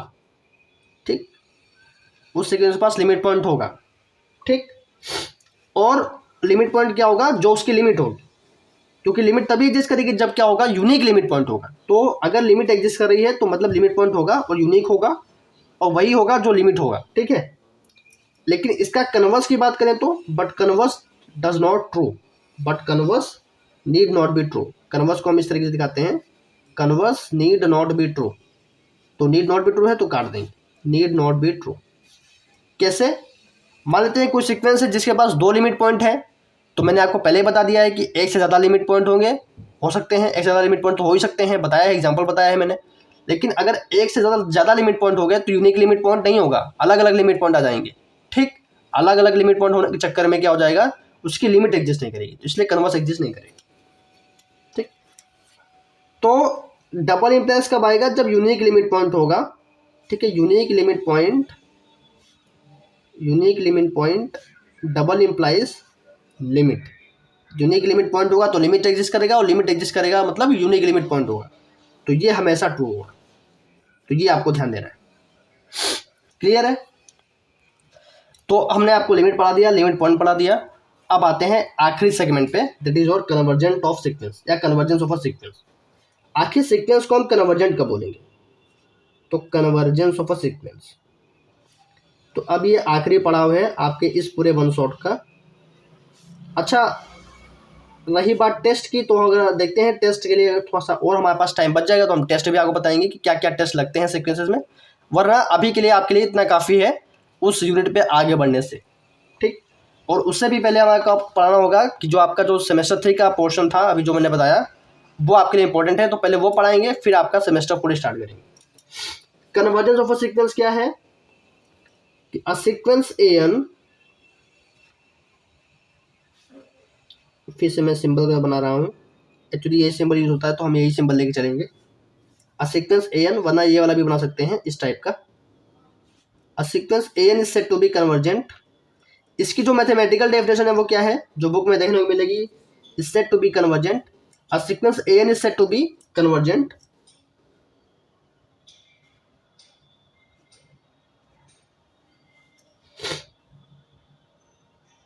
इफ, कब कन्वर्जेंट होगा, अगर उसकी लिमिट एग्जिस्ट करेगी। सिंपल सी डेफिनेशन तो यही है। मतलब अगर आपको किसी सीक्वेंस को देखना है कि वो कन्वर्जेंट है तो आप उसका देखो कि लिमिट एग्जिस्ट कर रहा है कि नहीं, ठीक। और ये फाइनाइट होना चाहिए, ठीक है, फाइनाइट होना चाहिए। तो अगर किसी सीक्वेंस की लिमिट एग्जिस्ट कर रही है तो सीक्वेंस क्या हो जाएगी, कन्वर्जेंट हो जाएगी। और इसको हम बोलते हैं we say that the sequence A n, इसको अगर हम बोले इंग्लिश में क्या बोलेंगे, the sequence A n is converges to L. Sequence A n जो है एल को कन्वर्ज कर रहा है, इज कन्वर्जेस टू एल, ठीक। एक और डेफिनेशन हमारे सिलेबस में, हमारे कोर्स में, रियल एनालिसिस में यूज की जाती है, वो ये है कि अ सीक्वेंस ए एन, इसको भी हम बता दे रहे हैं, a sequence A n is said to be convergent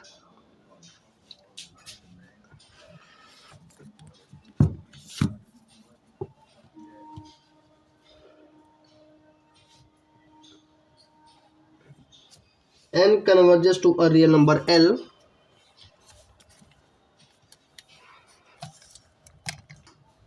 a sequence n is said to be convergent and converges to a real number L if and only if and only if की condition यहाँ पे दे रहा हूँ, if and only if for every epsilon greater than 0 there exists n belongings to natural number depending on depending on epsilon, ठीक है, depending on epsilon such that, कुछ इस तरीके से कि mod of a n minus L is less than epsilon, और जो small N है वो ग्रेटर और इक्वल टू एन होगा, ठीक।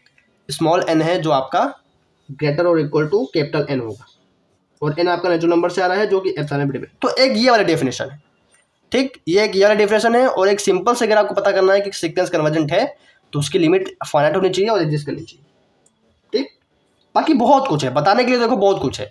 अगर मैं ये जो कि फर्स्ट जगह सिलेबस है तो मैं अगर वहाँ पे जाऊँगा तो बताने के लिए बहुत कुछ है, इतना कुछ है कि आप परेशान हो जाएंगे कि हाँ देखिए कितने अच्छे से यहाँ पे एक्सप्लेन कर सकते हैं इसको बहुत अच्छे से एक्सप्लेन कर सकते हैं, इसको डायग्रामेटिकली फिगर के साथ भी एक्सप्लेन कर सकते हैं। बट हमें उतना जाना नहीं है, हमें बस इतना समझना है कि सीक्वेंस कन्वर्जेंट कब होती है, कब कहेंगे हैं हम सीक्वेंस कन्वर्जेंट है। तो ये दोनों डेफिनेशन है जब सीक्वेंस हमारी क्या होगी, कन्वर्जेंट हो, ठीक है। आगे बढ़ते हैं। जैसे हमारी जो एग्जाम्पल है, बहुत ले चुके एग्जाम्पल, हमने बताया कि जो 1/n वाली जो सीक्वेंस है वो आपकी कन्वर्जेंट है। क्यों? क्योंकि उसका लिमिट एग्जिस्ट कर रहा है, 0 है, फाइनाइट है, यूनिक लिमिट पॉइंट है। तो ये सारे बहुत सारे रीजन्स हैं जिससे हम बोल सकते हैं कि वो सीक्वेंस हमारी क्या है, कन्वर्जेंट है। आगे बढ़ते हैं। अब देखिए कुछ और भी सीक्वेंसेस हैं, जैसे डाइवर्जेंट सीक्वेंस। डाइवर्जेंट सीक्वेंस क्या होती है? जब सीक्वेंस आपकी कन्वर्ज नहीं करेगी, डाइवर्ज करेगी, तब आप बोलोगे डाइवर्जेंट सीक्वेंस।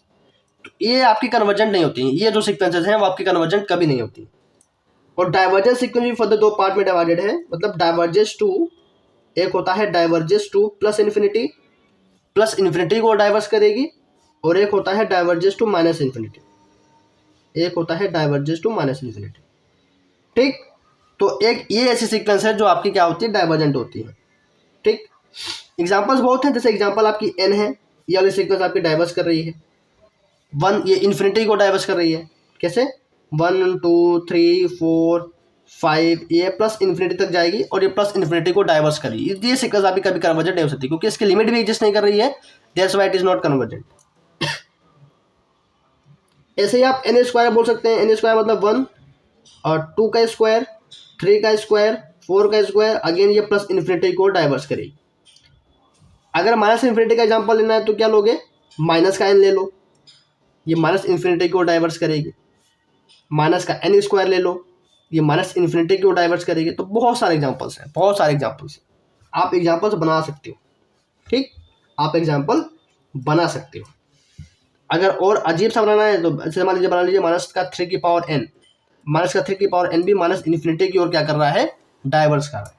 तो ये ऐसे सीक्वेंसेस हैं जो आपके क्या है, डाइवर्जेंट है, और ये कन्वर्जेंट नहीं है, ये नॉन कन्वर्जेंट सीक्वेंसेस है।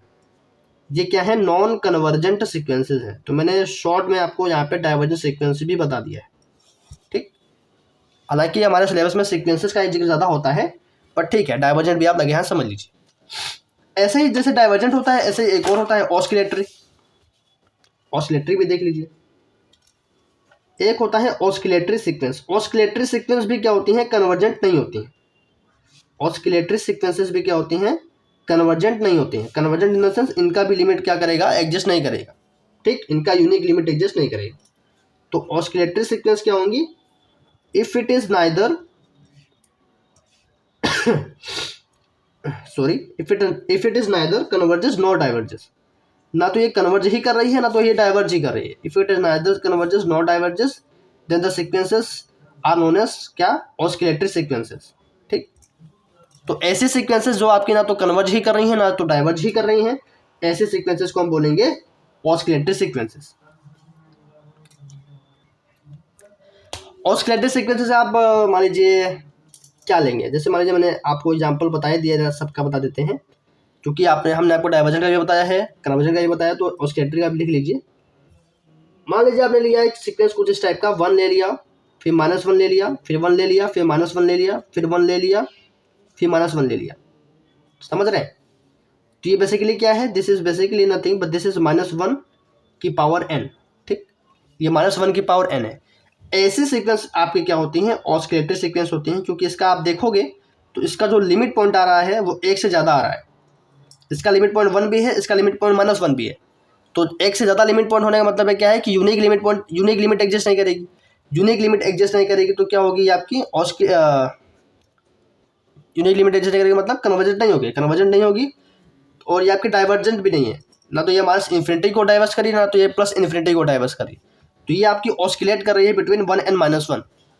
ये आपकी क्या कर रही है, ये आपकी ऑस्किलेट कर रही है between 1 and -1, that's why it is oscillatory sequence, ठीक है। ये चलती जा रही है, ठीक है, यहाँ पे मैंने बंद कर दिया है, ऐसा कुछ है नहीं, ये सो ऑन, क्योंकि सीक्वेंस में क्या होता है, इनफाइनाइट टर्म्स होते हैं, तो ये आपकी क्या हो जाएगी, ऑस्किलेटरी सीक्वेंस हो जाएगी।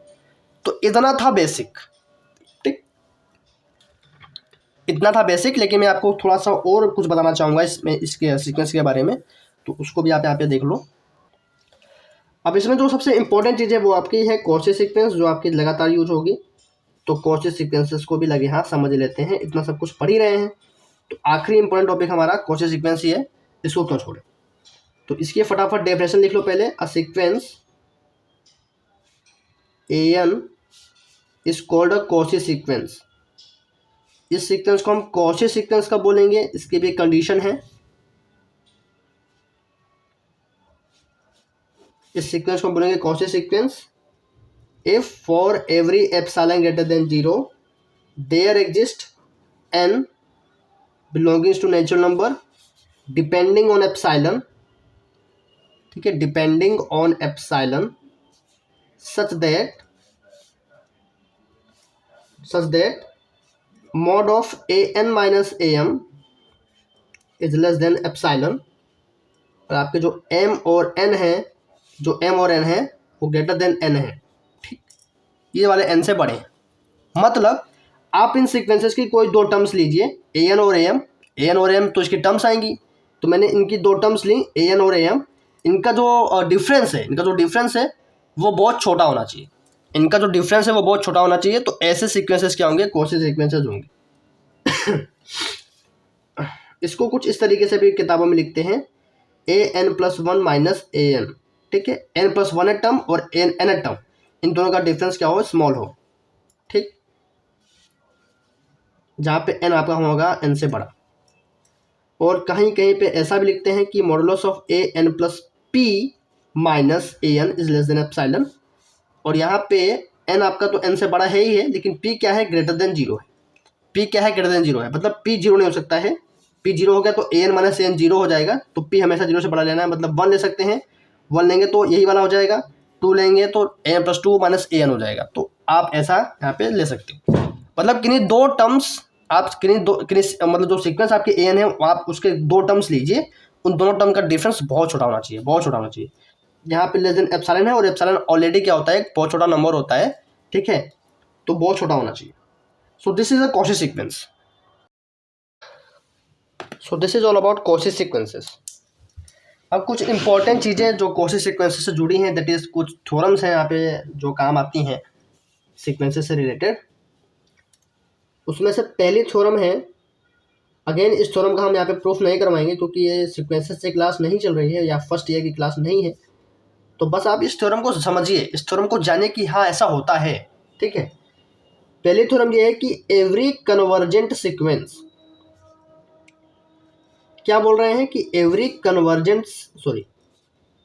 कन्वर्जेंट सीक्वेंस, जितनी भी कन्वर्जेंट सीक्वेंसेस हैं, ठीक, जितनी भी कन्वर्जेंट सीक्वेंस हैं, मतलब जिनका लिमिट एग्जिस्ट कर रहा है, जिनका यूनिक लिमिट पॉइंट है, ठीक है, limit n tending to infinity is equal to L finite आ रहा है,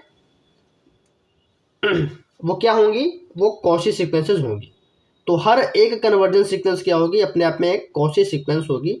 इस बात को हमें यहाँ पे ध्यान देना है, ठीक। दूसरा, every Cauchy sequence is bounded. चूंकि कॉची सीक्वेंस क्या है, कन्वर्जेंट है, तो कॉची सीक्वेंस क्या हो जाएगी, बाउंडेड भी हो जाएगी। क्योंकि कन्वर्जेंट सीक्वेंस क्या होती है, बाउंडेड होती है। कन्वर्जेंट सीक्वेंस बाउंडेड भी होती है, उनका यूनिक लिमिट पॉइंट होता है, यूनिक लिमिट होता है। That's why every Cauchy sequence is bounded. तो हर एक कॉची सीक्वेंस अपने आप में क्या हो जाएगी, बाउंडेड भी हो जाएगी, ठीक है।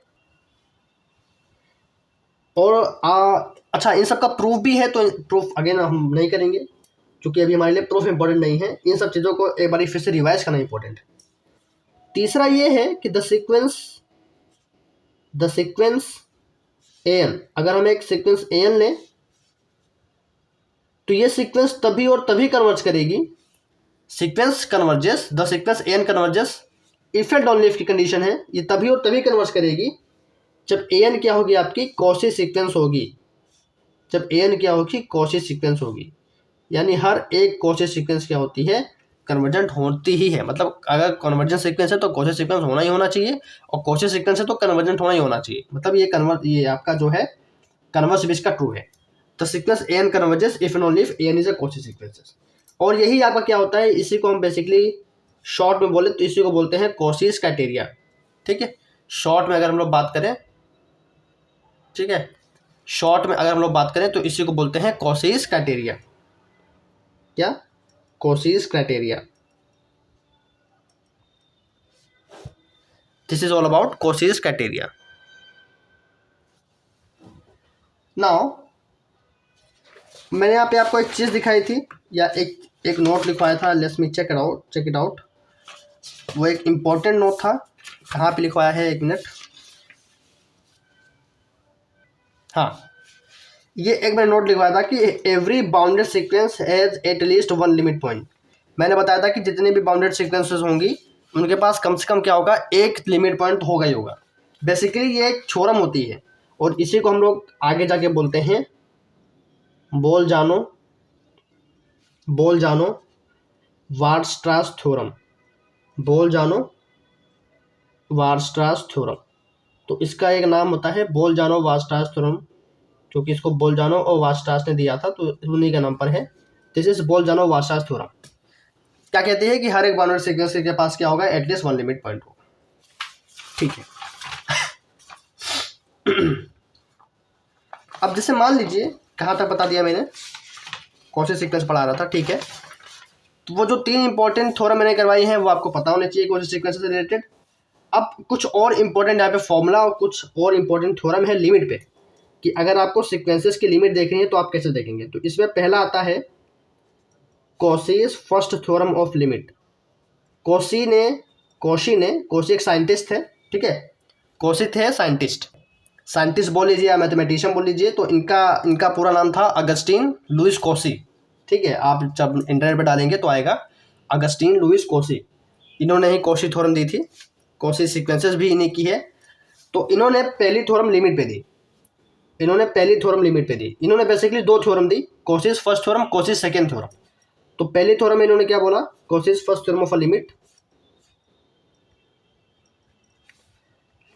पहले थ्योरम में इन्होंने बोला कि अगर कोई सीक्वेंस an है और उसका n टेंडिंग टू इन्फिनिटी पे लिमिट l है, मतलब कुछ लिमिट आ रही है, ठीक है, कुछ फाइनाइट लिमिट आ रही है, तो इन्होंने बोला कि then limit n tending to infinity a1 plus a2 plus a3 plus dot dot dot plus an upon n कर दें तो भी l आएगा। मतलब जो आप जो इन्होंने सीक्वेंस जो भी इन्होंने सीक्वेंस ली है an, उसकी n टेंडिंग टू इन्फिनिटी पे लिमिट निकाली, ले सपोज उसका आंसर, उनका जो आंसर आ रहा है l आ रहा है, उस सीक्वेंस का n टेंडिंग टू इन्फिनिटी पे लिमिट क्या आ रही है, l आ रही है। तो इन्होंने कहा कि इन सीक्वेंसेस का क्या लीजिए, इसका a1 टर्म ले लीजिए, फर्स्ट टर्म लीजिए, इसका सेकंड टर्म लीजिए, इसका थर्ड टर्म लीजिए, इसका n टर्म लीजिए, आपस में ऐड करिए, अपॉन n करिए और limit n tending to infinity लगाइए, तो भी क्या आना चाहिए, l आना चाहिए। This is Cauchy's first theorem of limit, ठीक है, this is Cauchy's first theorem of limit. एक थी कॉसेज सेकंड, इसके बाद कॉसेज सेकंड थ्योरम है। तो कॉशी ने सेकंड थ्योरम भी दी लिमिट पे, तो जो कॉशी की सेकंड थ्योरम है वो क्या कहती है, उसको भी देख लेते हैं। इस पे सवाल आते हैं बेसिकली, तो अभी तो नहीं आएंगे क्योंकि अभी आपका सिलेबस अलग है, ये सिर्फ मैंने आपको रिवीजन करने के लिए बताया है। जैसे अगर आपको IIT एग्जाम वगैरह देना है तो ये सारे थ्योरम्स काम आती हैं, ठीक है, सवाल लगाने में। इफ लिमिट, इन्होंने कहा कि limit n tending to infinity, again an इन्होंने सीक्वेंस ली, उसकी n टेंडिंग टू इन्फिनिटी पे लिमिट निकाले तो l आ रही है, ठीक। इन्होंने कहा कि अगर ऐसा है, ठीक है, limit n tending to infinity, किसी भी सीक्वेंस an की लिमिट l आ रही है, देन इन्होंने कहा कि limit n tending to infinity a1 into a2 into a3 into dot dot dot dot into an की पावर 1 अपॉन n भी l आएगा, ठीक है। तो दो थ्योरम यहाँ पे इन्होंने दी। पहले थ्योरम में इन्होंने कहा कि अगर an की लिमिट l है n टेंडिंग टू इन्फिनिटी पे, तो उसके हर एक टर्म को ऐड करिए, अपॉन n करिए, तो भी लिमिट क्या आएगी, l आएगी। सेकेंड में कहा कि हर एक टर्म को प्रोडक्ट करिए, ठीक है, हर एक टर्म का मल्टीप्लिकेशन करिए और पावर 1 अपॉन n लगाइए, तब भी क्या आएगी, लिमिट l आएगी, ठीक है। तो ये कोशिश की दो इंपॉर्टेंट थ्योरम थी जो अक्सर यहाँ पे हम रियल एनालिसिस में यूज करते हैं। अब बेसिकली इसके बाद जो टॉपिक शुरू होता है वो सीरीज का होता है, कि सीरीज क्या होती है, इनफाइनाइट सीरीज क्या होती है, ठीक है, कन्वर्जेंट सीरीज क्या होती है, डाइवर्जेंट सीरीज क्या, जैसे हमारा सीक्वेंस चला था वैसे ही सीरीज चलेगा, ठीक है। तो जैसे मैंने अभी ये वन शॉट बनाया है सीक्वेंस का, वैसे ही अगली वीडियो में हम क्या बनाएंगे, वन शॉट बनाएंगे सीरीज का।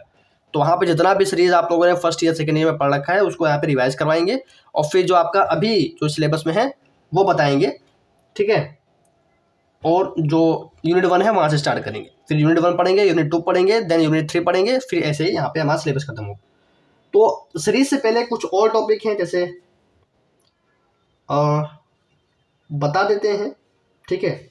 आपको एक और टॉपिक है जो बता देते हैं, शायद आपका यहाँ पे आगे जाके काम आए, वैसे भी इतना रोल नहीं है इसका, बट एक यहाँ पे टॉपिक होता है लिमिट सुपीरियर, लिमिट इन्फीरियर, ठीक है। लिमिट सुपीरियर और लिमिट इन्फीरियर करके एक टॉपिक होता है, तो उसको भी हम बता देते हैं, लिमिट सुपीरियर और लिमिट इन्फीरियर, लिमिट सुपीरियर और लिमिट इन्फीरियर। इसका मतलब क्या होता है, जैसे पहली चीज, लिमिट सुपीरियर का मतलब होता है अपर लिमिट, लिमिट सुपीरियर या अपर लिमिट, या तो आप लिमिट सुपीरियर बोलिए या फिर अपर लिमिट बोलिए, ठीक। लिमिट सुपीरियर या अपर लिमिट दो नाम होते हैं, या तो अपर लिमिट बोलिए या तो लिमिट सुपीरियर बोलिए। ये वो बाउंडेड वाला नहीं है, अपर बाउंड लोअर बाउंड वो अलग चीज था, ठीक है। यह है लिमिट, यहाँ पे लिमिट की बात हुई। इसका रिप्रेजेंटेशन कैसा होगा, इसका रिप्रेजेंटेशन कुछ इस तरीके से होगा कि किसी सीक्वेंस की अगर हमें लिमिट यहाँ पे निकाली है n टेंडिंग टू इन्फिनिटी पे, तो उसकी जो अपर लिमिट, अगर अपर लिमिट को डिनोट करना है, सुपीरियर लिमिट को डिनोट करना है, तो ऊपर यहाँ पे ऐसे लगाते हैं बार टाइप का, ठीक है, ऊपर यहाँ पे ऐसे लाइन लगा देते हैं, ठीक। या सिंपली ऐसे भी लिखा रहेगा लिमिट an, ठीक। या उसको इस तरीके से भी बोल सकते हैं सुपीरियर लिमिट ऑफ an, ठीक है, सुपीरियर लिमिट ऑफ n। तो तीनों ही सिंबल्स क्या है, लिमिट सुपीरियर या अपर लिमिट के हैं, ठीक। तो ऐसे ही लोअर लिमिट होता है, लोअर लिमिट या लिमिट इन्फीरियर, लोअर लिमिट बोलिए या लिमिट इन्फीरियर बोलिए,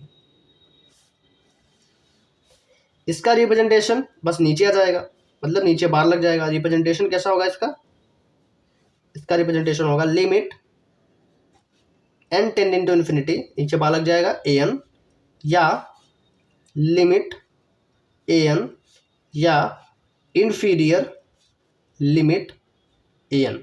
ठीक, इस तरीके से रिप्रेजेंटेशन होता है, समझ रहे हैं। मतलब ये है जो ग्रेटेस्ट लिमिट पॉइंट होगा, ग्रेटेस्ट सबसे बड़ा जो लिमिट पॉइंट होगा, greatest limit point, limit point तो पढ़ा ही दिया है इस वीडियो में।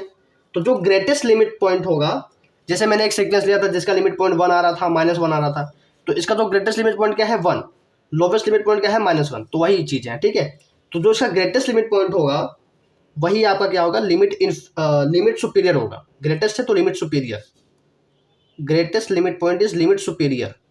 तो इसका जो ग्रेटेस्ट लिमिट पॉइंट, जैसे ये कौन सी सीक्वेंस थी, ये वाले आपके पास सीक्वेंस थी, 1 था -1 था 1 था -1 था, मतलब रिपीट हो रहा था। तो जो ये वाली सीक्वेंस थी, इसका जो ग्रेटेस्ट लिमिट पॉइंट क्या है 1 है, लोवेस्ट लिमिट पॉइंट क्या है -1 है, तो इसकी जो लिमिट सुपीरियर क्या हो जाएगी 1 हो जाएगी, और लिमिट इंफीरियर क्या हो जाएगा -1 हो जाएगा। तो ग्रेटेस्ट लिमिट पॉइंट को बोलेंगे लिमिट सुपीरियर, और लीस्ट लिमिट पॉइंट को बोलेंगे limit inferior, least limit point को बोलेंगे, लीस्ट लिमिट पॉइंट को बोलेंगे लिमिट इंफीरियर। ठीक है, लिमिट इंफीरियर। एग्जाम्पल अगर आप लेना चाह रहे हैं तो मैं ये वाला एग्जाम्पल लेता हूँ। एग्जाम्पल, हमने an सीक्वेंस लिया कुछ इस टाइप का कि सॉरी -1 की पावर n, तो इसमें टर्म्स कैसे आएंगे -1, ठीक है, 1 -1 1 -1 टाइप के आएंगे। ठीक, तो इसके लिमिट पॉइंट कितने हैं बता, इसके लिमिट पॉइंट है 1 और -1, इसके लिमिट पॉइंट कितने हैं फ्रेंड्स 1 और -1। तो ये सुपीरियर है और ये क्या है इन्फीरियर है। तो ये वाला आपका अपर लिमिट है, that why it is limit superior, इसको बोलेंगे limit superior, this is limit inferior, this is limit inferior. ठीक, I hope it is now clear, I hope it is now clear. तो लिमिट सुपीरियर और limit inferior से कुछ important points अगर मुझे लिखवाने होंगे तो मैं क्या लिखवाऊंगा, मैं मान लीजिए कुछ और इंपॉर्टेंट इस रिलेटेड देख लेते हैं। जैसे मान लीजिए, ठीक है, पढ़ ही रहे हैं इसके बारे में तो कुछ चीज़ें लिख लो।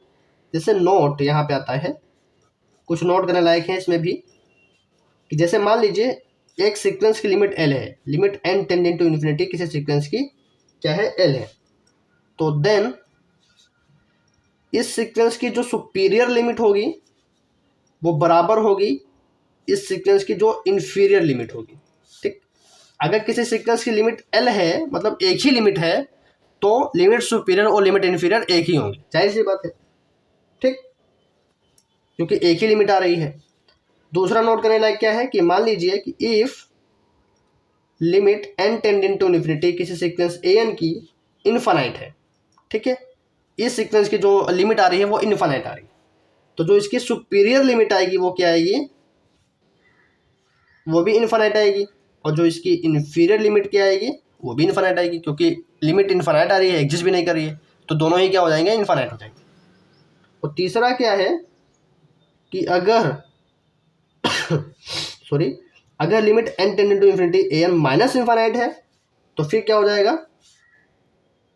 ठीक है, ये डाइवर्जेंस टू प्लस इन्फिनिटी है, ये डाइवर्जेंस टू माइनस इन्फिनिटी है, तो इसकी जो सुपीरियर लिमिट क्या हो जाएगी माइनस इन्फिनिटी को टेंड करेगी, और इसकी इन्फीरियर लिमिट क्या हो जाएगी माइनस इन्फिनिटी हो जाएगी। तो ये बस मतलब ये अगर हम ऐसे लिख दें तो भी आपको ऐसे समझ में आ जाएगा, मतलब ये सिंपल सा टॉपिक है, अब इसमें कोई बड़ी बात नहीं। तो अब हम लोग अगले वीडियो में क्या करेंगे, इनफाइनाइट सीरीज।